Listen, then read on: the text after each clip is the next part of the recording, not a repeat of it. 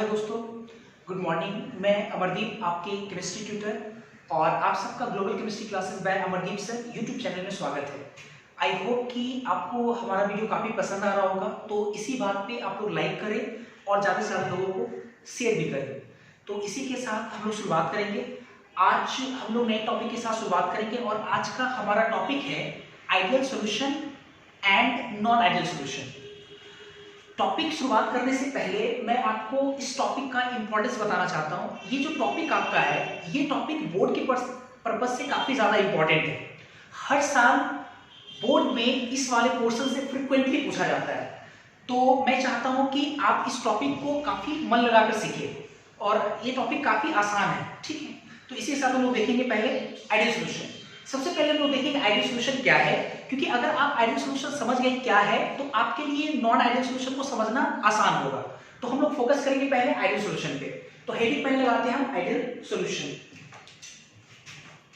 तो हम लोग हेडिंग लगाएं आइडियल सॉल्यूशन। अब सवाल ये है कि आइडियल सॉल्यूशन होता क्या है। आइडियल से मिलता जुलता आप कभी एक वर्ड पढ़े होंगे, आइडियल गैस, आपको याद होगा। और जैसे आप लोग आइडियल गैस को डिफाइन करते हो, उसी प्रकार से आप आइडियल सॉल्यूशन को भी डिफाइन कर सकते हो। जैसे आइडियल सॉल्यूशन आइडियल गैस आपको याद होगा कि हम लोग बोलते थे कि जो गैस PV बराबर nRT गैस इक्वेशन को फॉलो करे, तो ऐसे गैस को हम लोग बोलते हैं आइडियल गैस, आपको याद होगा। और वो जो गैस इक्वेशन था बॉयल्स लॉ, चार्ल्स लॉ, है ना, एवोगाड्रोस लॉ, गै-लुसाक्स लॉ के कॉम्बिनेशन के कारण आता था। तो कहीं ना कहीं कुछ नियम को हम लोग मान करके जब कंबाइन करते थे, और कंबाइन करने के बाद जो गैस इक्वेशन आता था, उस इक्वेशन को अगर जो गैस फॉलो करते उसको हम लोग बोलते थे आइडियल गैस, आपको याद होगा। उसी तरीके से हम लोग आइडियल सॉल्यूशन को डिफाइन करते हैं। आइडियल सॉल्यूशन को कैसे डिफाइन करते हैं? आइडियल सॉल्यूशन को तीन तरीके से डिफाइन करते हैं। पहले तो एक तरीका सिंपल जो है मैं मेंशन कर देता हूं। आइडियल सॉल्यूशन डिफाइन करते हैं हम लोग वैसा सॉल्यूशन जो राउल्स लॉ को फॉलो करे, वैसा सॉल्यूशन जो राउल्स लॉ को फॉलो करे। सिंपल है, वैसा सॉल्यूशन जो राउल्स लॉ को फॉलो करे या राउल्स लॉ को ओबे करे, तो ऐसे सॉल्यूशंस को हम लोग क्या बोलेंगे? Ideal solution. थोड़ा और इसको सरिया कर अगर बोले, आपकी किताब में कुछ अलग तरीके से, थोड़ा अलग तरीके से लिखा होता है, लिखा रहता है वैसा सॉल्यूशन जो किसी भी कॉन्सेंट्रेशन के लिए दिए हुए तापमान पर अगर राउल्स लॉ को फॉलो करता है, तो वैसे सॉल्यूशन को हम लोग बोलते क्या है? Ideal solution. दिए हुए टेम्परेचर और किसी भी कॉन्सेंट्रेशन का मतलब मैं समझाता हूं। जैसे मान लो कि एक सॉल्यूशन हम लिए, ठीक है, हर सॉल्यूशन का एक अपना कॉन्सेंट्रेशन होता है। तो किताब लिखता है कि कोई सॉल्यूशन है और उसका कॉन्सेंट्रेशन कुछ भी हो, कॉन्सेंट्रेशन मतलब मोलरिटी वगैरह, 1 मोलरिटी हो चाहे 4 मोलरिटी हो, 2.5 मोलरिटी हो, कुछ भी हो, और अगर दिए हुए तापमान पे, मतलब जो सॉल्यूशन टेम्परेचर महसूस कर रहा है या जो टेम्परेचर आप प्रोवाइड किए, अगर उस टेम्परेचर पे वो राउल्स लॉ को फॉलो कर देता है, राउल्स लॉ को, तो उसको हम लोग बोलेंगे आइडियल सॉल्यूशन। क्लियर है? ये तो एक डेफिनेशन हुआ। दो डेफिनेशन और है इसके बाद, तो पहले एक एक करके डिफाइन करते हैं। पहला डेफिनेशन मैं लिखता हूं, जो कि काफी इंपॉर्टेंट भी है, ठीक है, एग्जाम में अगर आता है तो आप इसे को लिखेंगे भी। आइडियल सॉल्यूशन लिखेंगे solution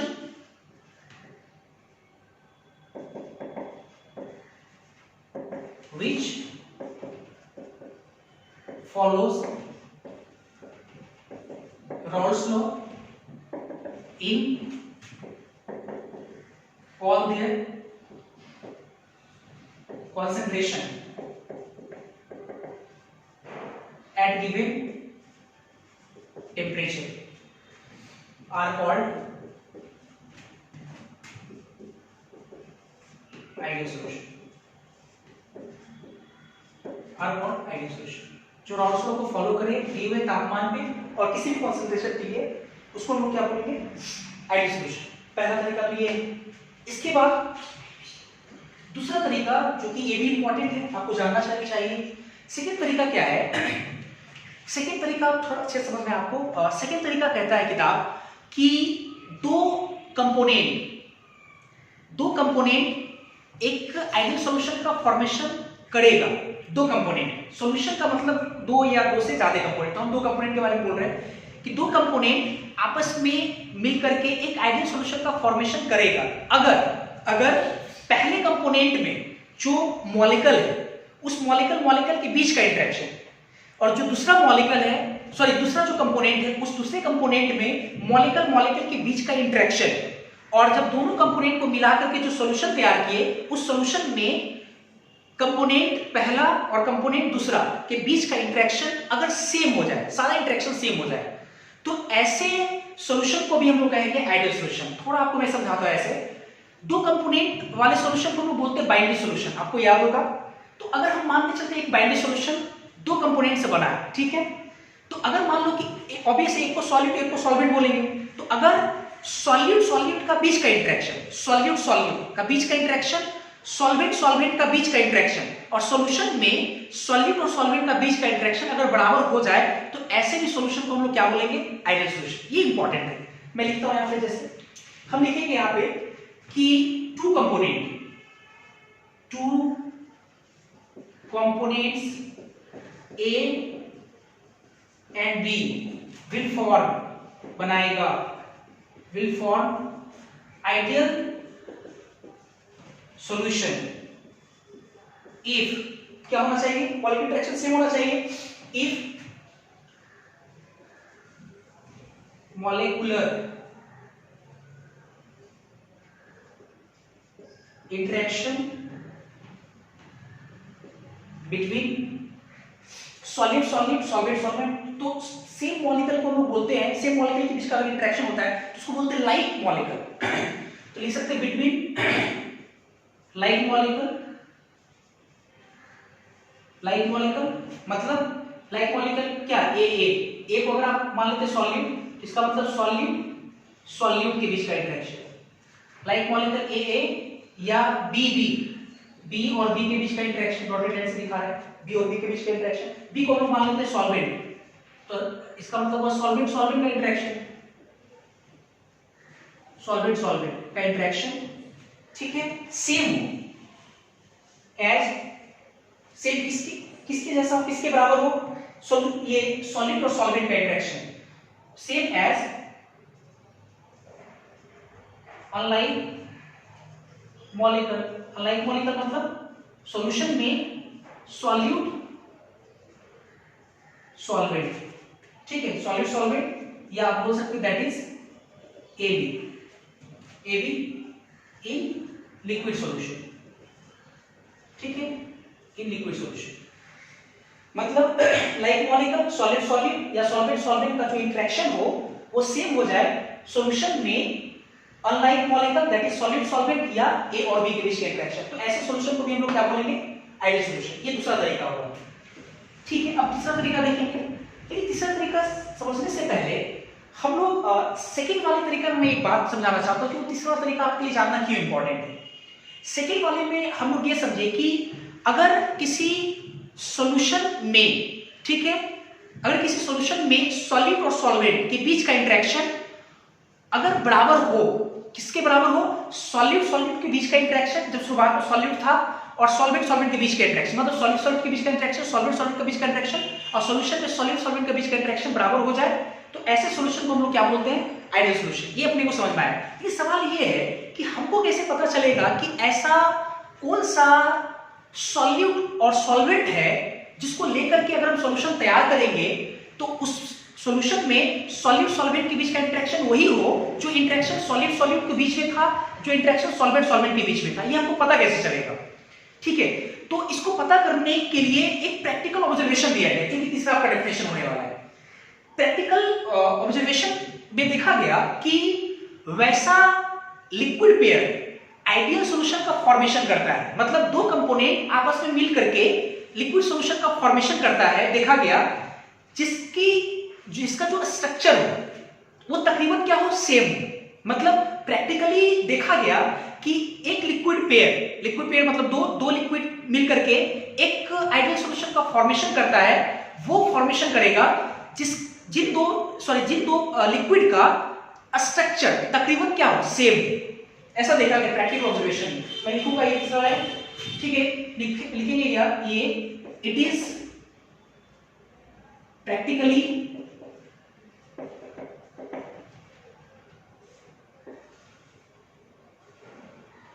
observe that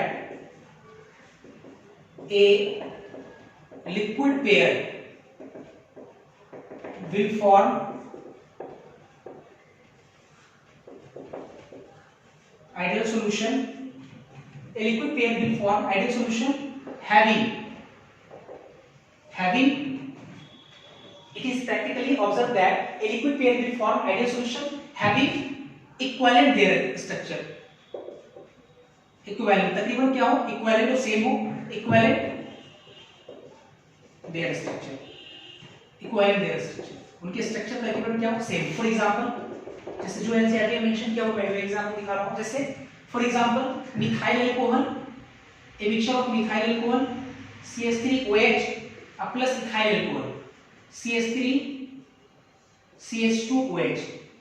methyl alcohol और इथाइल अल्कोहल के जो मिक्सचर है वो आपका आइडियल सॉल्यूशन है, ठीक है। एक चीज देखो जरा, इसका मतलब आइडियल सॉल्यूशन होने का मतलब हुआ ये कि मिथाइल अल्कोहल के बीच का इंटरेक्शन, इथाइल अल्कोहल के बीच का इंटरेक्शन और सॉल्यूशन में मिथाइल के बीच का इंटरेक्शन सेम रहा होगा। यही कारण है कि वो क्या है, आइडियल सॉल्यूशन है। और मैंने बोला कि प्रैक्टिकली देखा गया कि उसका जो स्ट्रक्चर है तकरीबन, है ना, सॉलिड सॉल्वेंट का स्ट्रक्चर जो है तकरीबन क्या होना चाहिए, सेम होना चाहिए। आप देख सकते हो मिथाइल अल्कोहल सिर्फ CH2 का यूनिट का डिफरेंस है, हालांकि स्ट्रक्चर दोनों का सेम ही है। और देखें जैसे फॉर एग्जांपल जैसे मिथाइल ब्रोमाइड और मिथाइल आयोडाइड, ये दोनों भी सेम है। हैलोजन आपके आप याद करो, ब्रोमीन और Br और आयोडीन दोनों हैलोजन परिवार का मेंबर है, ऑब्वियस है। और CH3 दोनों का तकरीबन दोनों सेम स्ट्रक्चर है, ठीक है। फॉर एग्जांपल जैसे methyl bromide plus ethyl bromide CH3CH2Br ethyl bromide, इन दोनों का तकरीबन स्ट्रक्चर सेम है, तो आइडियल लिक्विड सॉल्यूशन होगा। फॉर एग्जांपल जैसे बेंजीन टॉलिन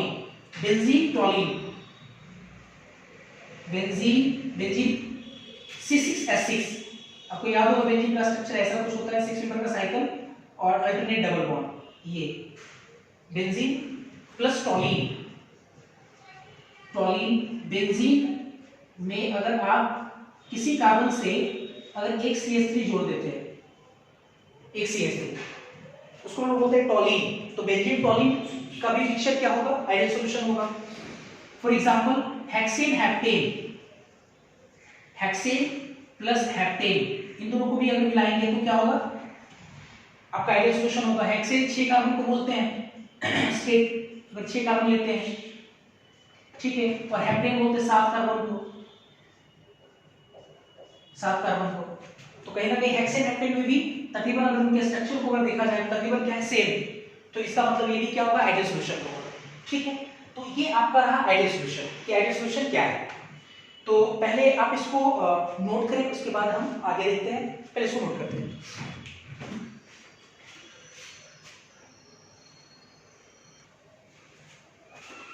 अभी हम लोग देखें आइडियल सॉल्यूशन क्या है, फिर हम लोग देखेंगे आइडियल सॉल्यूशन से जुड़े कुछ इंपॉर्टेंट फिजिकल क्वांटिटीज देखेंगे हम लोग। जैसे अगर मान लो कि आइडियल सॉल्यूशन से पहले का वॉल्यूम और बनाने के बाद जब सॉल्यूशन बना तो उनके वॉल्यूम का अंतर क्या है, अगर इस पे हम लोग बात करें। जैसे हम ये कहना चाह रहे हैं, जैसे फॉर आइडियल सॉल्यूशन के लिए पहला पॉइंट अगर हम बात करें डेल्टा V मिक्सिंग, ये 0 होगा कि नॉन 0 होगा। डेल्टा V मिक्सिंग का मतलब हुआ, डेल्टा मतलब क्या होता है, चेंज, V मतलब वॉल्यूम और मिक्सिंग मतलब change in volume upon mixing, मतलब मिक्स करने से पहले का वॉल्यूम और जब मिक्स कर दिए तब का वॉल्यूम का जब अंतर निकालेंगे, चेंज निकालेंगे, तो चेंज 0 आएगा या नॉन 0, इस पे हम लोग विचार करेंगे। तो मेरा ये कहना है कि 0 आएगा, ठीक है। हियर मैं एक पढ़ लेता हूं, डेल्टा V मिक्सिंग मतलब change in volume upon mixing, delta V mix change in volume upon mixing, 0 या नॉन 0, मैं कह रहा 0 होगा। क्यों होगा, अभी हम लोग जब आइडियल सॉल्यूशन पढ़े तो आइडियल सॉल्यूशन का आपका सेकंड डेफिनेशन बहुत इंपॉर्टेंट, मैंने कहा भी था। सेकंड डेफिनेशन आपको याद होगा कि जिसमें सॉलिड का बीच का इंटरेक्शन, सॉल्वेंट का बीच का इंटरेक्शन और सॉल्यूशन में सॉलिड का बीच का इंटरेक्शन अगर सेम हो जाए तो आप उसको बोलते हैं आइडियल सॉल्यूशन। तो मेरा ये कहना है, अगर मान लो कि A आपका सॉल्यूट है, ठीक है, समझने के लिए मैं यहाँ दिखा रहा हूँ। जैसे मान लो कि ए आपका क्या है, सॉल्यूट है, ए ये सॉल्यूट है, इसका मान लो कि वॉल्यूम जो है VA इसका वॉल्यूम VA मान लो 10 ml लेते हैं, ठीक है। और B आपका जो है वो मान लो कि सॉल्वेंट है जिसका वॉल्यूम मान लेते हैं VB है और ये 30 ml है, 30 ml 30 ml है। और इन दोनों को जब मिलाएं आपस में, ठीक है, इन दोनों को मिलाएं तो एक सॉल्यूशन हमको मिला, ये आपका सॉल्यूशन है, सॉल्यूशन, ठीक है। तो इसका वॉल्यूम मान लेते हैं V, फाइनल वॉल्यूम V मान लेते हैं। तो V जो होगा वो कितना होगा, मतलब 10 + 30 40 होगा या 40 से कम होगा या 40 से ज्यादा होगा, इस पर हमको डिस्कस करना है। जैसे मैंने बोला कि 40 ही होगा, तब तो अंतर 0 आ रहा होगा। क्यों 40 ही होगा, इसको जरा समझते हैं। जैसे हमने कहा आइडियल सॉल्यूशन के बारे में कि ए में मतलब सॉल्यूट में सॉलिड के बीच का इंटरेक्शन, B मतलब सॉल्वेंट में सॉल्वेंट B और B के बीच का इंटरेक्शन, और सॉल्यूशन में A और B का इंटरेक्शन, सब इंटरेक्शन क्या सेम, A और A का इंटरेक्शन इसमें, B और B का इंटरेक्शन इसमें, और A और B के बीच का इंटरेक्शन सब सेम है। तो अगर इंटरेक्शन सेम है तो इसका मतलब ये होगा कि फाइनल सॉल्यूशन में भी उतना ही वॉल्यूम रहेगा, 30 + 10। फाइनल वॉल्यूम कितना हो जाएगा, 30 + 10 मतलब 40 ml होगा, 40 ml होगा। क्यों, तो ऐसा समझो, अगर सेम इंटरेक्शन नहीं होता, मैं बोल रहा हूं कि अगर इंटरेक्शन सेम है तो 40 ml होगा। तो अगर मान लो कि इंटरेक्शन सेम नहीं है तो दो चीजें हो सकती है। अगर मान लो कि जैसे ही A और B सॉल्यूशन में आया तो A और B के बीच का इंटरेक्शन मान लो कि बढ़ गया, सेम नहीं, मान लो कि पहले से इंटरेक्शन क्या हो गया, ज्यादा हो गया। तो अगर पहले से इंटरेक्शन ज्यादा हो जाएगा अर्थात A और B के बीच का इंटरेक्शन ज्यादा हो गया तो A और B एक दूसरे के काफी नजदीक आएगा, और नजदीक आने के कारण फाइनल वॉल्यूम क्या हो जाएगा, कम हो जाएगा। और फाइनल वॉल्यूम जैसे ही कम हो गया, इसका मतलब ये हुआ कि जो फाइनल वॉल्यूम B जो आप 40 सोचे वो 40 नहीं होगा। 40 इसलिए क्योंकि मॉलिक्यूलर इंटरेक्शन सेम रह गया। अगर मान लो ऐसा हो कि मॉलिक्यूलर इंटरेक्शन में अट्रैक्शन नहीं, ठीक है, अगर मान लो रिपल्सन हो गया या वीकर इंटरेक्शन हो गया, पहले जितना था उससे कमजोर हो गया, तो उससे कमजोर हो गया तो A और B के बीच जितना इंटरेक्शन था उससे कमजोर हो गया। इसका मतलब ये हो कि A और B थोड़ा दूर भागेगा, जैसे ही दूर भागेगा तो फाइनल जो वॉल्यूम वो 40 नहीं मिलेगा, 40 से आपको ज्यादा मिलेगा। तो आइडियल सॉल्यूशन है, इसलिए क्या है, इसका वॉल्यूम कितना होगा, 40। तो इनिशियल 10 + 30 फाइनल भी आपका 40। तो इसका मतलब change in volume upon mixing कितना हो जाएगा, 0। काफी इंपॉर्टेंट बात बता रहा हूं सर, आपके जेईई मेंस नीट के एग्जाम में, बोर्ड के एग्जाम में ये सब फ्रीक्वेंटली आता है इस चीज से। तो डेल्टा V मिक्सिंग कितना होगा, 0।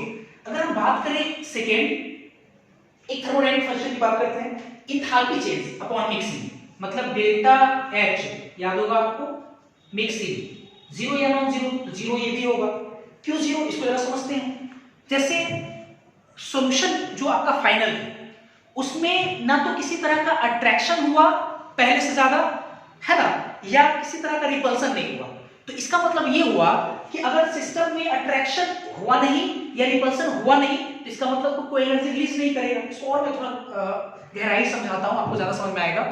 जैसे आप ऐसे समझो, अगर मान लो कि सिस्टम में अट्रैक्शन होता है, आपको याद होगा सिस्टम में अगर अट्रैक्शन होता है तो सिस्टम की स्टेबिलिटी बढ़ती है, और अगर सिस्टम की स्टेबिलिटी बढ़ेगी तो इसका मतलब कि पोटेंशियल एनर्जी रिलीज करेगा, और जैसे पोटेंशियल एनर्जी रिलीज करेगा तो इसका मतलब कि प्रोसेस आपका कौन सा होगा, एक्सोथर्मिक होगा।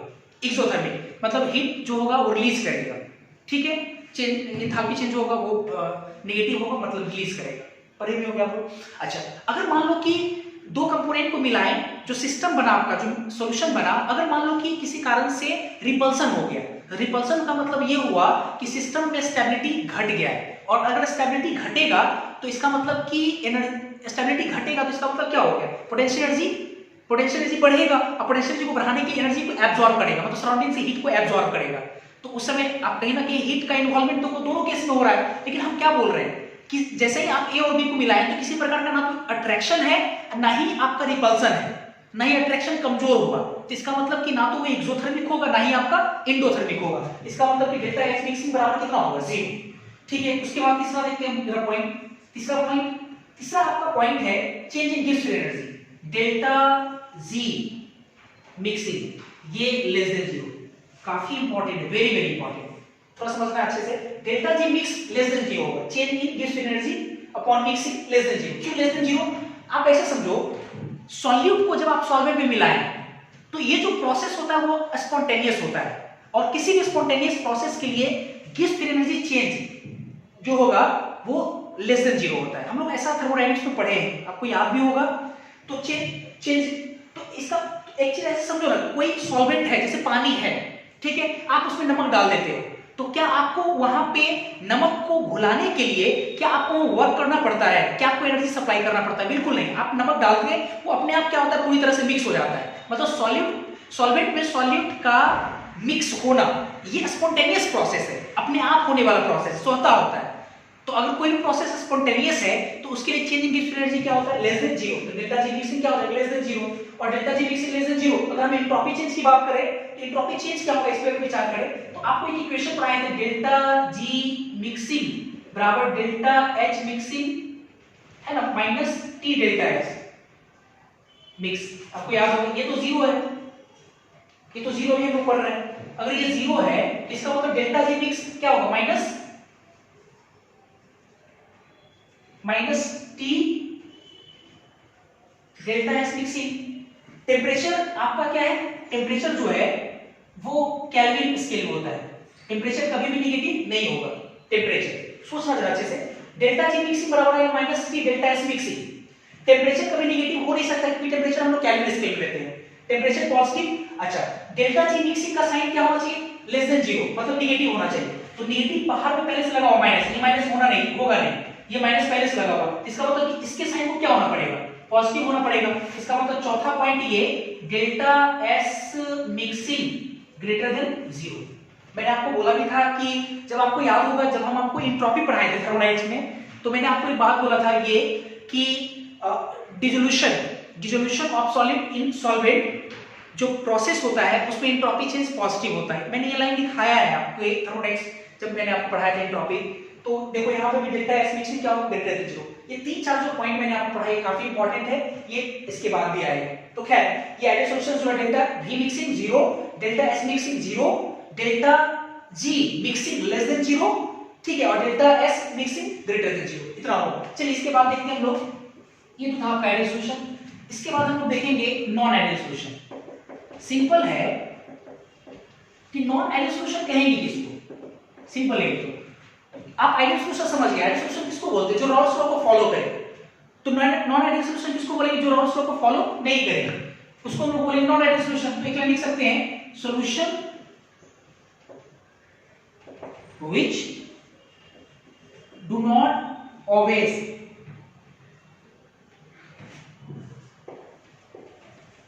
Raoult's law in all their composition या concentration बोल सकते हैं at given temperature, all their composition at given temperature are called non-ideal solution। जो रॉल्स लॉ को फॉलो नहीं करे दिए हुए तापमान पे और किसी भी कंपोजिशन के लिए, सॉल्यूशन का कोई भी कंपोजिशन हो, तो उसको हम लोग क्या बोलेंगे, नॉन आइडियल सॉल्यूशन कहेंगे। ठीक है, ये नॉन आइडियल सॉल्यूशन कहलाता है। इसके बाद देखते हैं जरा, अब देखो जो सॉल्यूशन आइडियल जो सॉल्यूशन रॉल्स लॉ को फॉलो नहीं करता उसको हम लोग बोलते हैं नॉन आइडियल सॉल्यूशन। तो अगर नॉन आइडियल सॉल्यूशन को कहेंगे तो नॉन आइडियल सॉल्यूशन का डेविएशन हो जाता है राउल्स लॉ से, और वो डेविएशन दो तरीके से हो सकता है।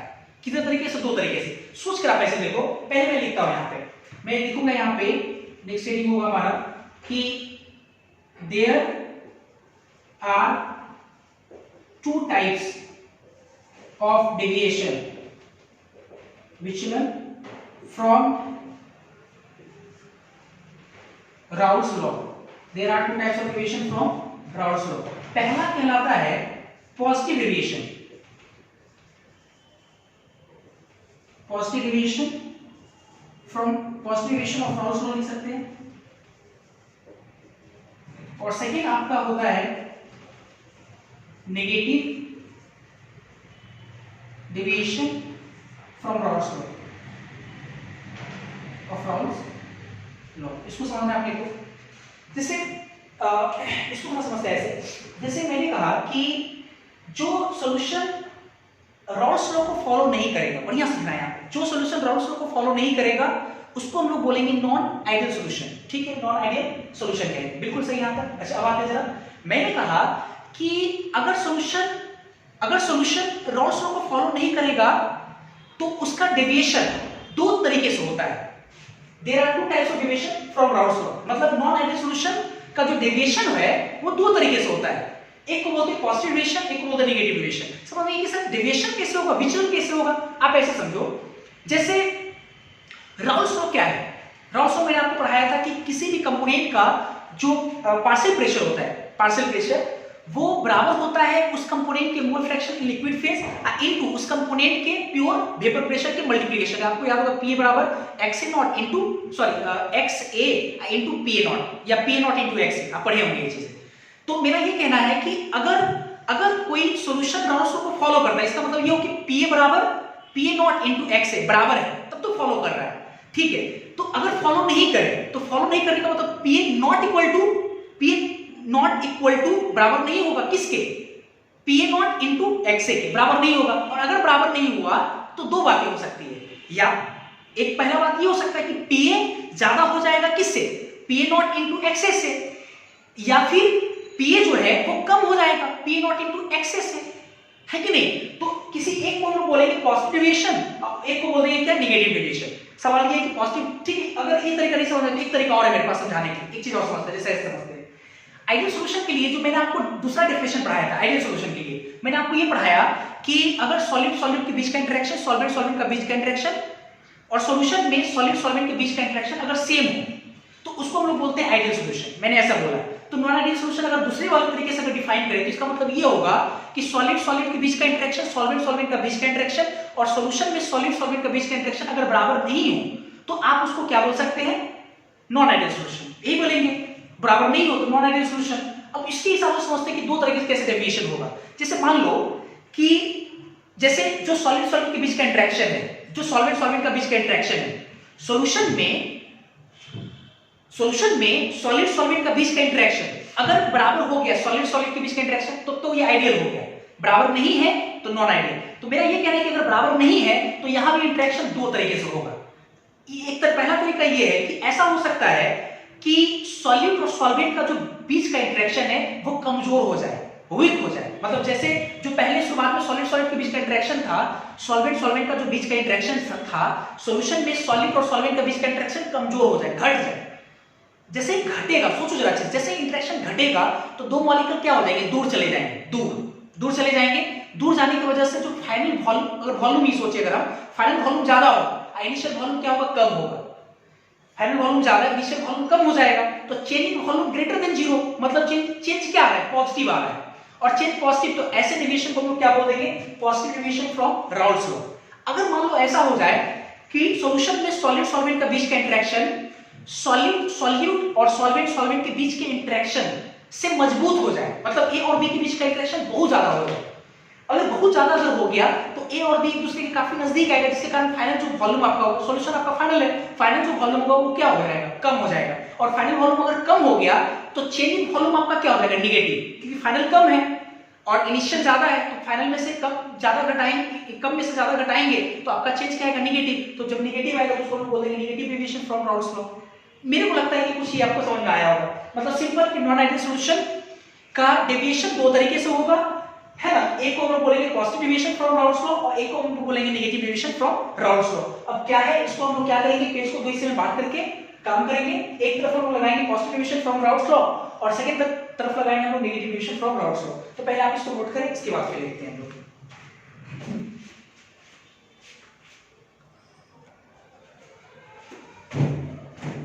तो लोग पेज को दो हिस्से में बांट करके एक हिस्से में हम लोग लिखेंगे positive deviation from Raoult's law और एक हिस्से में लिखेंगे हम लोग negative deviation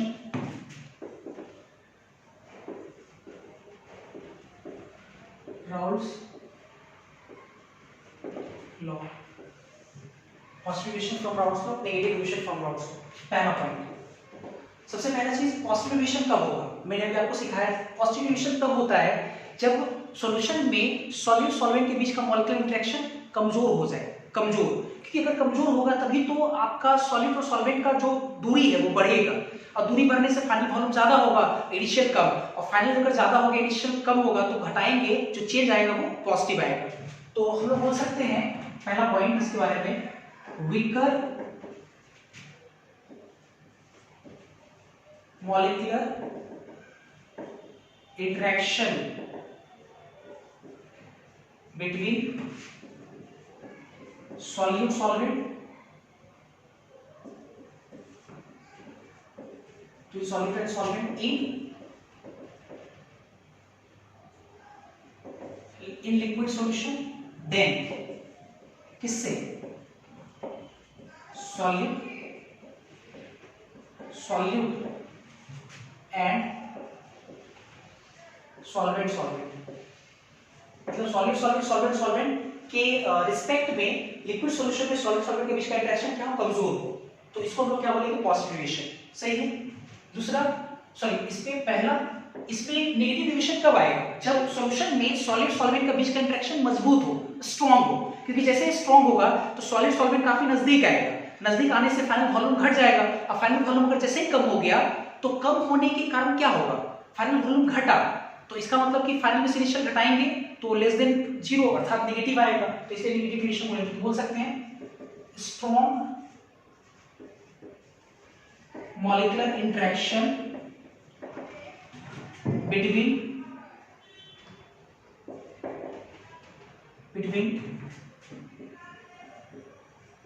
solute and solvent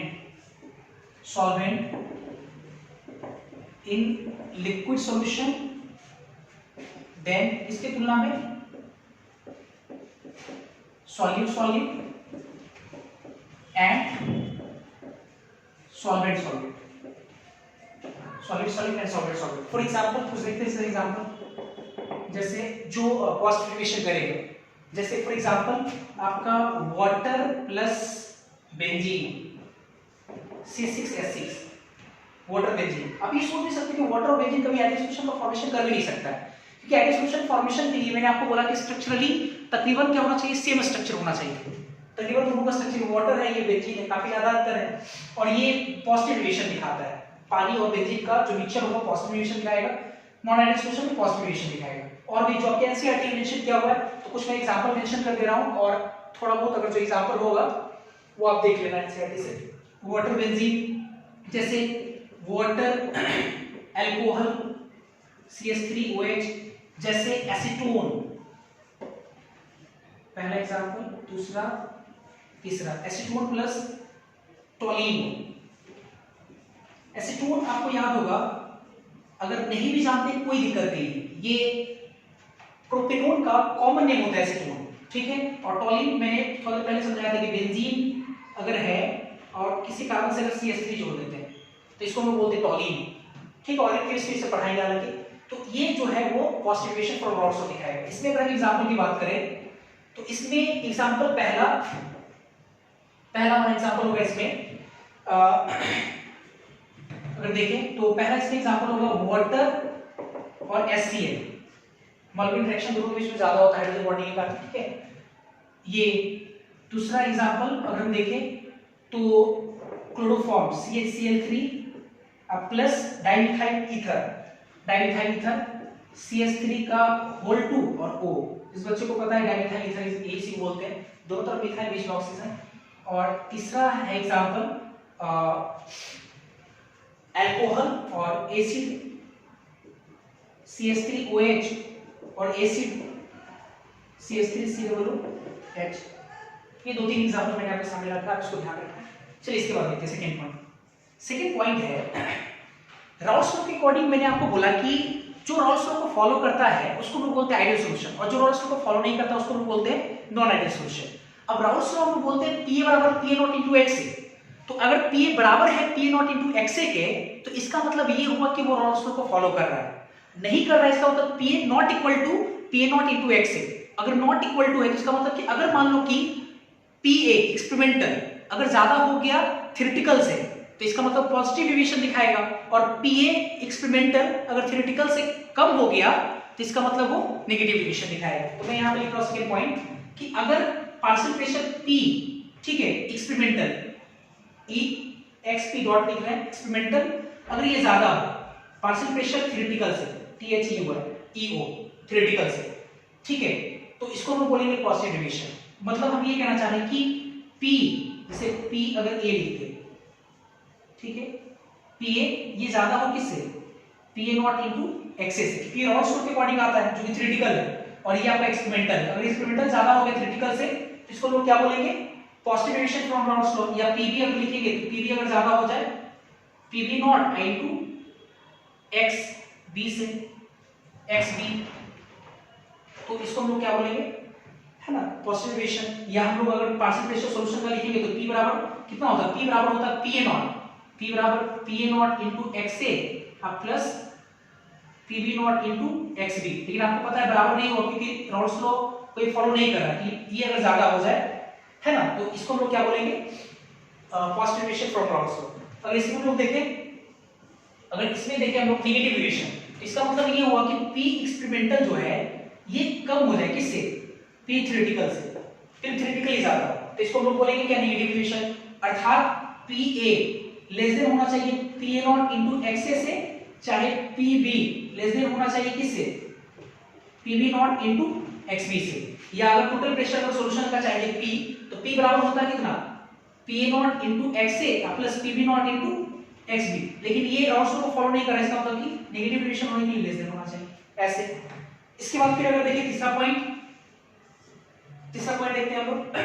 अगर हम लोग चेंजिंग वॉल्यूम अपॉन मिक्सिंग की बात करें, इसमें डेल्टा V मिक्सिंग, तो जीरो या नॉन जीरो, जीरो तो होगा नहीं, जीरो तो होगा नहीं, क्यों, क्योंकि जीरो आइडियल सॉल्यूशन के था हमारा, आपको याद होगा।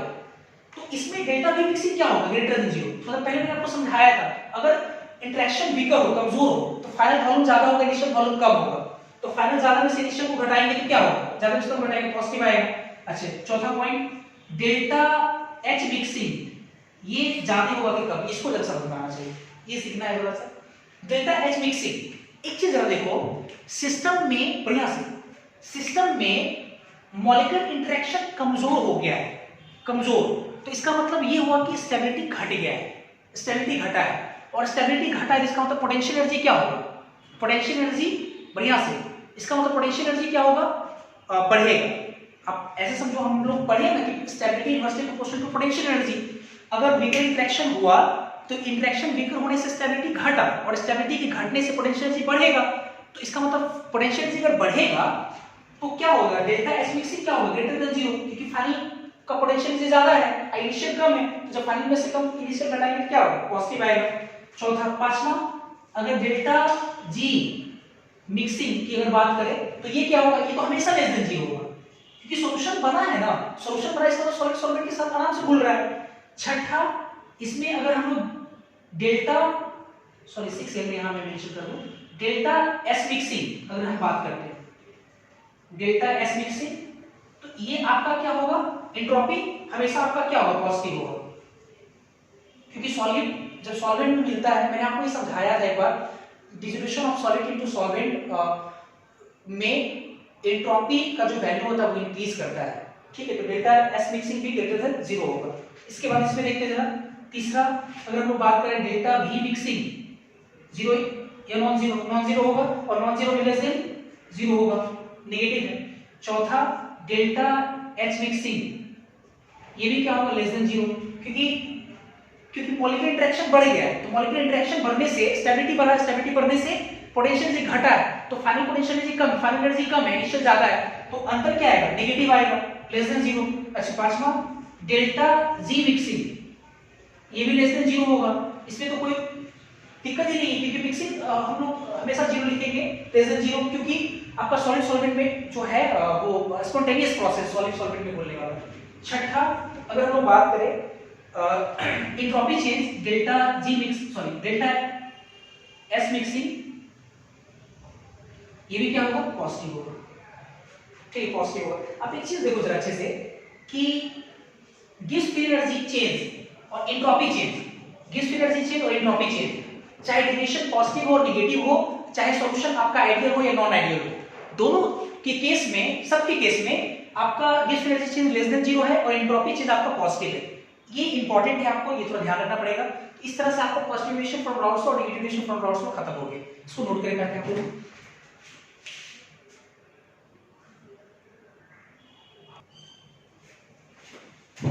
ये आपका आइडियल नॉन आइडियल सॉल्यूशन खत्म हो गया और इसके बाद हम लोग नए टॉपिक के साथ शुरुआत करेंगे और नया टॉपिक है हमारा क्वालिटेटिव प्रॉपर्टीज। क्वालिटेटिव प्रॉपर्टीज आपको याद होगा जब हम इस चैप्टर का ओवरव्यू लिखाए थे तो आपको याद होगा कि चैप्टर का ओवरव्यू था हमारा binary liquid solution. Binary liquid solution जिसमें सॉल्यूट नॉन वोलेटाइल हो, सॉल्वेंट आपका वोलेटाइल हो, इसके बारे में पढ़ेंगे और इसकी क्वालिटेटिव प्रॉपर्टीज के बारे में पढ़ेंगे। तो वो समय अब आ गया है। अब इसके बाद हम लोग जितने भी जो भी हम लोग सोल्यूशन एज्यूम करेंगे, जो भी सोल्यूशन कंसीडर करेंगे, वो सोल्यूशन आपका बाइनरी लिक्विड सोल्यूशन होगा जिसमें सॉल्यूट आपका नॉन वोलेटाइल होगा, नॉन वोलेटाइल, और सॉल्वेंट आपका वोलेटाइल होगा। और क्वालिटेटिव प्रॉपर्टीज के बारे में पढ़ेंगे हम लोग। तो ठीक है, हम लोग सबसे पहले समझेंगे ये कि क्वालिटेटिव प्रॉपर्टीज होता क्या है। तो क्वालिटेटिव प्रॉपर्टीज जानने से पहले, डिफाइन करने से पहले, क्वालिटेटिव प्रॉपर्टीज से जुड़े दो महत्वपूर्ण लाइन है। सबसे पहले दो महत्वपूर्ण पॉइंट आपको याद रखना पड़ेगा। पहला पॉइंट ये कि क्वालिटेटिव प्रॉपर्टीज सिर्फ और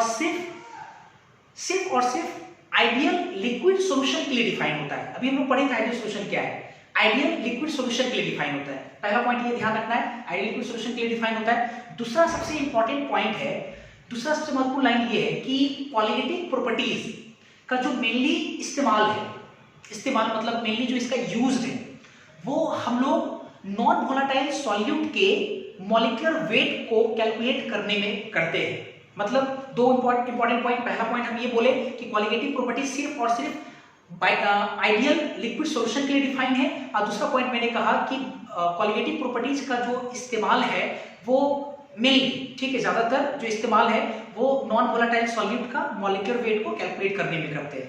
तो मैं पहले ये दो लाइन लिखता हूं, उसके बाद फिर क्वालिटेटिव प्रॉपर्टीज क्या है इसके बाद देखेंगे हम लोग। तो पहले तो हेडिंग लगाएंगे हम लोग क्वालिटेटिव प्रॉपर्टीज। क्वालिटेटिव प्रॉपर्टीज, पहला पॉइंट मैंने बोला आपको कि qualitative properties is only defined for ideal liquid solution. Ideal liquid solution के लिए क्या है, ये डिफाइंड है।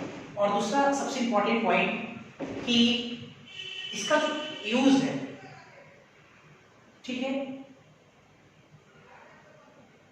Qualitative properties is mainly used for the calculation of, बढ़िया से, calculation of molecular weight of non volatile solute in liquid solution. जो आपका बाइनरी लिक्विड सॉल्यूशन है उसमें नॉन वोलेटाइल सॉल्यूट के मॉलिक्यूलर वेट को कैलकुलेट करने में इसका इस्तेमाल करते हैं। ये तो लाइन काफी इंपॉर्टेंट है। अब सवाल ये कि क्वालिटेटिव प्रॉपर्टीज है क्या। काफी इंपॉर्टेंट है। क्वालिटेटिव प्रॉपर्टीज भी आपके बोर्ड में आता है, आपके बोर्ड में डायरेक्ट आता है कि क्वालिटेटिव प्रॉपर्टीज क्या है, इसको डिफाइन कीजिए। तो अच्छे से मन लगाकर सीखने की जरूरत है इसको भी।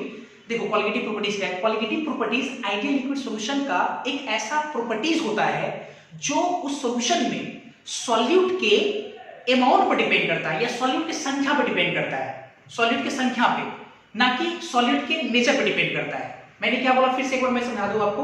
मैंने कहा कि क्वालिटेटिव प्रॉपर्टीज आइडियल सॉल्यूशन का एक ऐसा प्रॉपर्टीज होता है जिसमें, या हाँ ठीक है, जिसमें, ठीक है, सॉल्यूट के संख्या पर डिपेंड करता है। मतलब क्वालिटेटिव प्रॉपर्टीज जो है उस सॉल्यूशन में सॉल्यूट के संख्या पर डिपेंड करता है, नंबर पर डिपेंड करता है, ना कि सॉल्यूट के नेचर पे। उसका नेचर कुछ भी हो उस पर डिपेंड नहीं करता है। तो मैं इसको थोड़ा प्रैक्टिकली समझाता हूं। ये तो लाइन है, प्रैक्टिकली आप ऐसे समझो, जैसे मान लो कि हम दो सॉल्यूशन लाए। मान लो कि एक वाटर है, पानी है, उस पानी में ग्लूकोज को डाल करके एक सॉल्यूशन बनाए, मतलब ग्लूकोज का सोल्यूशन, ग्लूकोज एक्वा सोल्यूशन हो गया। और एक मान लो कि दूसरा कंटेनर जिसमें पानी है, इसमें हम लोग यूरिया डाल दिए, यूरिया, ठीक है, यूरिया को डाल करके एक सोल्यूशन तैयार किए। मान लो कि इसमें ये जो सोल्यूशन आपका है, बढ़िया समझा जाए, ये जो सोल्यूशन है ग्लूकोज पानी का सोल्यूशन, ये आपका ग्लूकोज और यूरिया का सोल्यूशन है। तो मान लो कि इसमें ग्लूकोज का 200 मॉलिक्यूल है, ग्लूकोज आपका सॉल्यूट है, 200 मॉलिक्यूल है। ये इसमें जो यूरिया है आपका, उसमें मान लो कि 200 मॉलिक्यूल है। थोड़ा अच्छे समझना है, यहाँ पे दो सोल्यूशन है, दोनों सोल्यूशन में सॉल्यूट जो ग्लूकोज है उसमें 200 मॉलिक्यूल, इसमें जो सॉल्यूट आपका यूरिया है इसमें भी 200 मॉलिक्यूल। तो दोनों में मॉलिक्यूल का संख्या क्या है, सेम है, और दोनों का नेचर अलग है, एक ग्लूकोज है दूसरा यूरिया है। तो क्वालिटेटिव प्रॉपर्टीज मैंने बोला कि क्वालिटेटिव प्रॉपर्टीज सॉल्यूट के संख्या पर डिपेंड करता है, ना कि उसके नेचर पे। तो इसका मतलब ये हो कि दोनों का क्वालिटेटिव प्रॉपर्टीज क्या होगा, सेम होगा, क्योंकि दोनों का में संख्या सॉल्यूट का क्या है, सेम है, नेचर कुछ भी रहे। तो यही कहता है क्वालिटेटिव प्रॉपर्टीज, ठीक है। मैंने लिखा है qualitative properties is mainly used, sorry मैंने डिफाइन में लिखा है क्वालिटेटिव प्रॉपर्टीज जो है वो आइडियल लिक्विड सॉल्यूशन का एक ऐसा प्रॉपर्टीज है जो सॉल्यूट के संख्या पर डिपेंड करता है, उसके नेचर पर डिपेंड नहीं करता है। तो मैं इसको लिखता हूं, इसके बाद लिखेंगे colligative properties is the properties of ideal liquid solution, ideal liquid solution which only depends upon, जो किस पे डिपेंड करेगा, नंबर ऑफ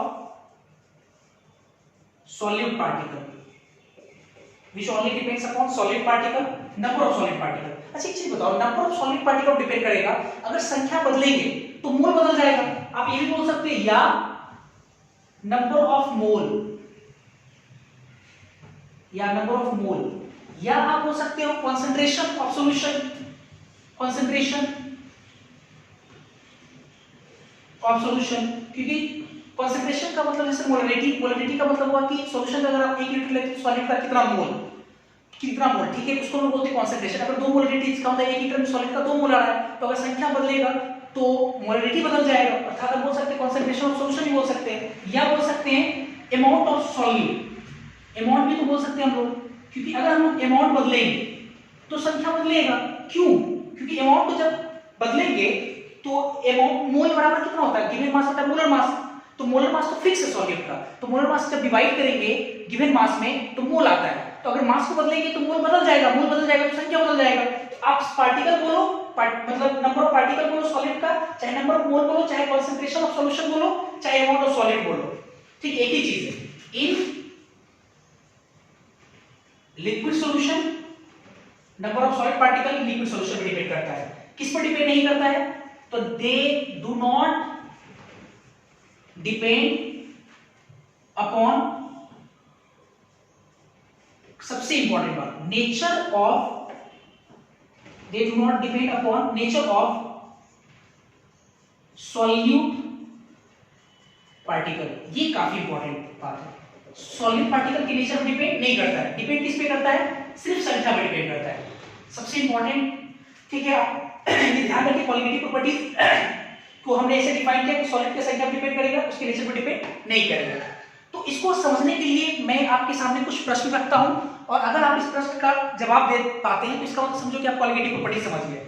जैसे मान लो कि अगर हम आपसे बोले पहला एग्जांपल आपके सामने अगर रखें कि 200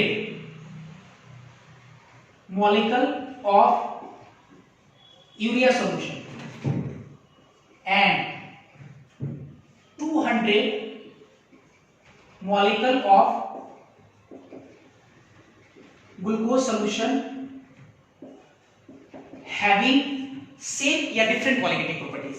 बढ़िया समझना जरा, हमने बोला एक यूरिया सॉल्यूशन है, यूरिया अकेला सॉल्यूशन तो बनाएगा नहीं, मतलब सॉल्वेंट अंडरस्टूड है, मतलब पानी है, यूरिया को पानी डाल के यूरिया सॉल्यूशन बनाए, तो 200 मॉलिक्यूल ऑफ यूरिया सॉल्यूशन, मतलब सॉल्यूशन में यूरिया का 200 मॉलिक्यूल है एक सॉल्यूशन में, एंड ग्लूकोज सॉल्यूशन, ग्लूकोज के 200 मॉलिक्यूल का एक सॉल्यूशन है, उन दोनों का क्वालिटेटिव प्रॉपर्टीज जो होगा वो सेम होगा कि डिफरेंट, हैविंग सेम या डिफरेंट क्वालिटेटिव प्रॉपर्टीज। आपका आंसर होना चाहिए same.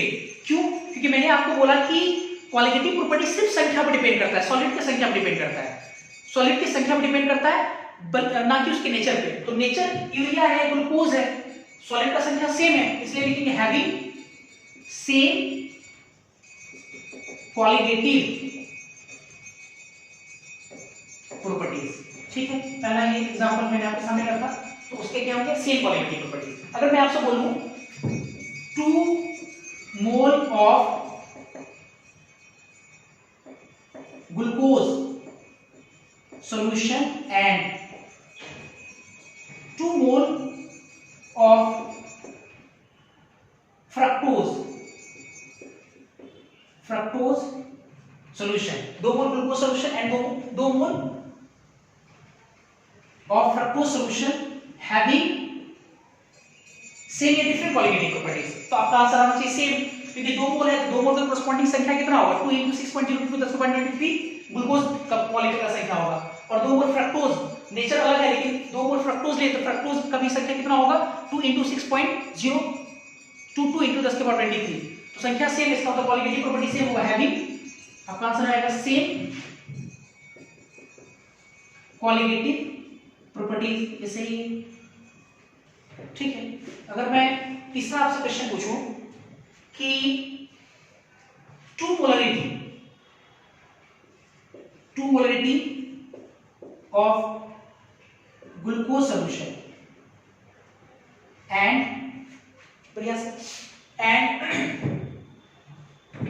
2 molarity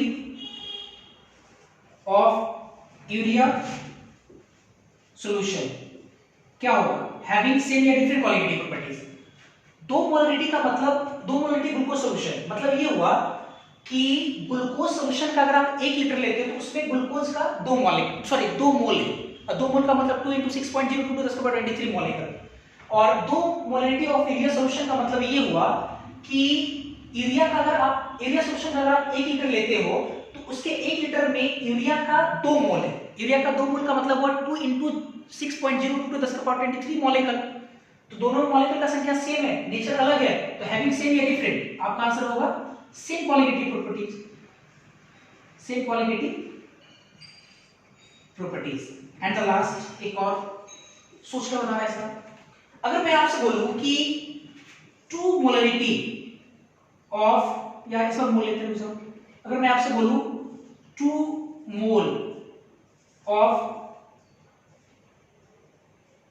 glucose solution and 2 mole of NaOH, sodium hydroxide, NaOH solution having same या different qualitative properties, same या different qualitative properties।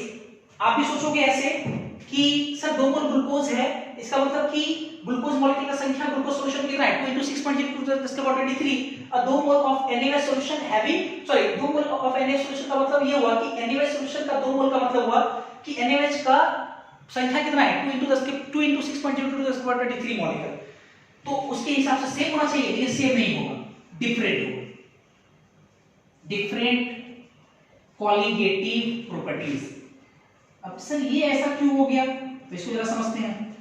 एक्चुअली होगा क्या कि जब आप 2 मोल ऑफ NaOH सॉल्यूशन लिए, 2 मोल, तो NaOH के बारे में आपको पता है NaOH जो है एक स्ट्रॉन्ग इलेक्ट्रोलाइट है, स्ट्रॉन्ग इलेक्ट्रोलाइट, आयनिक इक्विलिब्रियम मैंने आपको पढ़ाया था, NaOH स्ट्रॉन्ग इलेक्ट्रोलाइट। खैर अगर स्ट्रॉन्ग इलेक्ट्रोलाइट नहीं समझते हो स्ट्रॉन्ग बेस जरूर समझेंगे आप लोग। NaOH जैसे इसको पानी में हम लोग उतारेंगे तो ये क्या होगा, टूटेगा पूरी तरह से, और क्या प्रोवाइड करेगा Na+ aqueous plus OH- ion aqueous provide करेगा। तो जब t बराबर 0 पे शुरुआत में आप इसका कितना लिए 2 मोल लिए, 2 मोल। तो आपको लगता है कि जो आप सोच रहे हैं कि NaOH उसमें 2 मोल है, तो NaOH तो है नहीं, क्योंकि NaOH टूट करके Na+ और OH- आयन का फॉर्मेशन कर देगा। तो 2 मोल अगर ये टूटेगा तो उसके कारण एक टाइम t के बाद क्या होगा, एक टाइम t के बाद ये 0 मोल बचेगा, इसके कारण इसका भी 2 मोल और इसका भी कितना 2 मोल। तो आपको नहीं लगता कि टोटल 4 मोल हमको मिलेगा, और 4 मोल के कारण प्रैक्टिकल का जो पार्टिकल का संख्या होगा NaOH सॉल्यूशन में वो इससे क्या हो जाएगा, अलग हो जाएगा। इसलिए क्या लिखे, डिफरेंट क्वालिटेटिव प्रॉपर्टी। तो आपको यहाँ थोड़ा याद रखने की जरूरत है कि मतलब ये कि क्वालिटेटिव प्रॉपर्टी तभी तक आपका सेम आ रहा है जब तक सॉल्यूट का नेचर डिसोसिएशन या एसोसिएशन वाला नहीं है, मतलब टूटने या जुड़ने का नेचर नहीं है। क्योंकि अगर टूटेगा या जुड़ेगा तो आपके एक्सपेक्टेशन से क्या होगा, संख्या कम या ज्यादा हो जाएगा, और जैसे संख्या कम या ज्यादा होगा क्वालिटेटिव प्रॉपर्टीज बदल जाएगा। क्योंकि क्वालिटेटिव प्रॉपर्टी किस पे डिपेंड करता है, सॉलिड की संख्या पर डिपेंड करता है। तो ये आपको ध्यान रखना है। तो ये जो चीजें है ना, ये आपको एबनॉर्मल क्वालिटेटिव प्रॉपर्टी जब पढ़ाएंगे तब आपका ये वाला पोर्शन डिस्कस करेंगे, एबनॉर्मल क्वालिटेटिव प्रॉपर्टीज। हालांकि अभी आप मान के चलना कि जो भी मैं आपको पढ़ाऊंगा, जो भी सॉलिड हम लेंगे, वो सॉलिड का नेचर क्या है, डिसोसिएशन या एसोसिएशन का नहीं है। आप मान के चलो कि वो डिसोसिएट या एसोसिएट नहीं होता है, इसलिए क्वालिटेटिव प्रॉपर्टीज क्या होगा, सेम होगा। क्लियर है? पहले आप इसको नोट करो क्वालिटेटिव प्रॉपर्टीज, इसके बाद फिर आगे देखते हैं हम लोग। ठीक है, इसको नोट करेंगे पहले।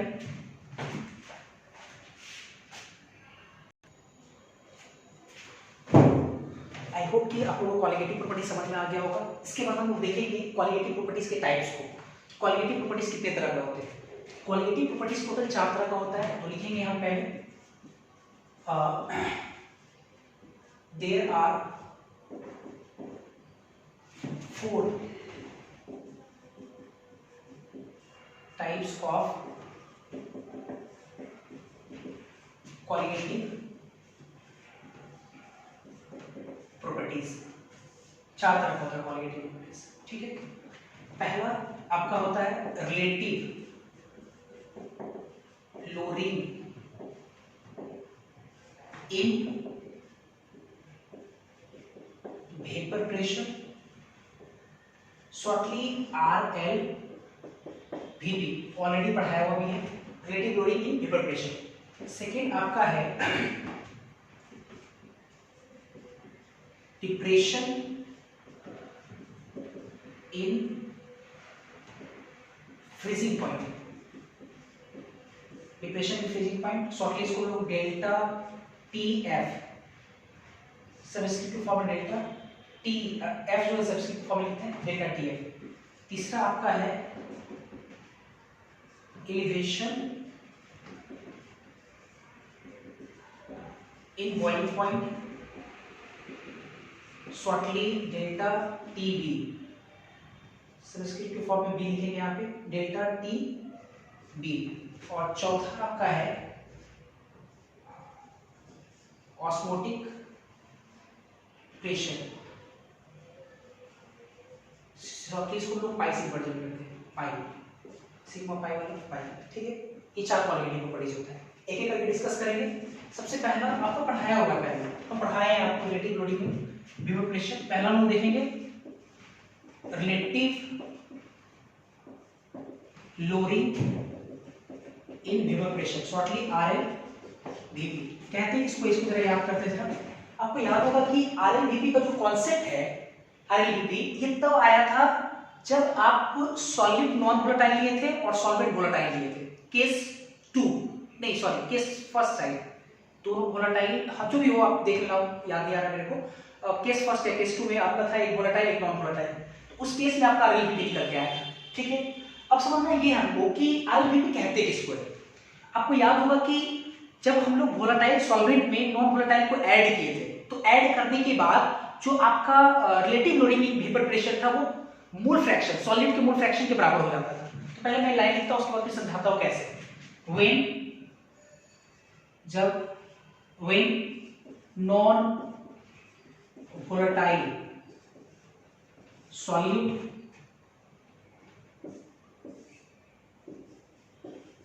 particles are added in volatile solvent, then vapor pressure of solution decreases। आपको याद होगा घट जाता था, decreases, and this decrease in vapor pressure with respect to vapor pressure of pure solvent is called relative lowering in vapor pressure। मैंने लिखा कि जब हम लोग नॉन वोलेटाइल सॉल्यूट को ऐड करते हैं इसमें वोलेटाइल सॉल्वेंट में, तो वेपर प्रेशर सॉल्यूशन का घटता है। ठीक है, क्यों घटता है कैसा मैं समझाऊंगा। और जो घटे हुए जो vapour pressure, decrease in vapour pressure, अगर उसको हम डिवाइड करते हैं with respect to vapour pressure of solvent, pure solvent, अगर वेपर प्रेशर प्योर सॉल्वेंट से डिवाइड करते हैं तो इस है ना, इस चीज को हम लोग क्या बोलते हैं, रिलेटिव लोडिंग वेपर प्रेशर। आपको याद होगा जब हम केस पढ़ाए थे आपको ये वाला, तो आपका RLVP जो आया था निकल करके, RLVP ये बराबर था P0 minus P upon P0, अब बराबर कितना, एक्स सॉल्यूट। ये हेयर यहां पर P0 क्या है, P0 आपका है vapour pressure of pure solvent, P आपका है वेपर प्रेशर ऑफ सॉल्यूशन, और एक्स सॉल्यूट आपका है मोल फ्रैक्शन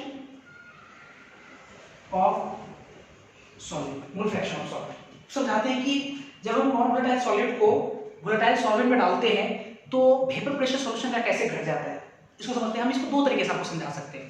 पहला तो मैथमेटिकल जो रिलेशन आया था आपको याद होगा, ये मैथमेटिकल रिलेशन तब आया था जब नॉन वोलेटाइल सॉल्यूट और वोलेटाइल सॉल्वेंट में जब आपको जब हम लोग मिलाए थे, तो जो सॉल्यूशन बना था उस सॉल्यूशन का P0 minus P upon P0 बराबर एक्स सॉल्यूट आया था। अब इस रिलेशन के माध्यम से पहले आपको समझाता हूं मैथमेटिकली कि क्यों जब हम लोग नॉन वोलेटाइल को डालते हैं तो सॉल्यूशन का वेपर प्रेशर घट जाता है।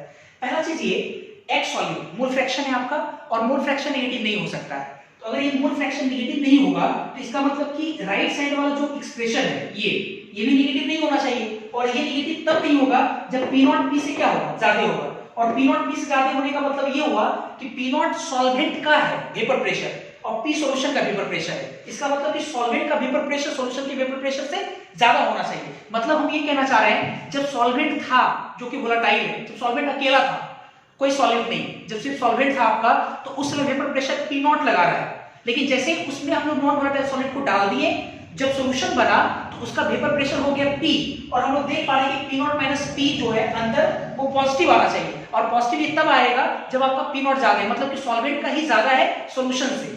तो इसका मतलब सॉल्वेंट अगर ज्यादा है सॉल्यूशन से, इसका मतलब हम ये बोल सकते हैं कि जब हम लोग नॉन वोलेटाइल सॉल्वेंट को वोलेटाइल सॉल्वेंट में ऐड करते हैं तो सॉल्यूशन का वेपर प्रेशर घट जाता है, और उस घटे हुए वेपर प्रेशर में अगर हम लोग सॉल्वेंट के प्योर वेपर प्रेशर से भागा दे देंगे, डिवाइड कर देंगे, तो उसको हम लोग बोलेंगे RLVP, relative loading vapour pressure. तो ये तो मैथमेटिकल तरीके से मेंशन किया।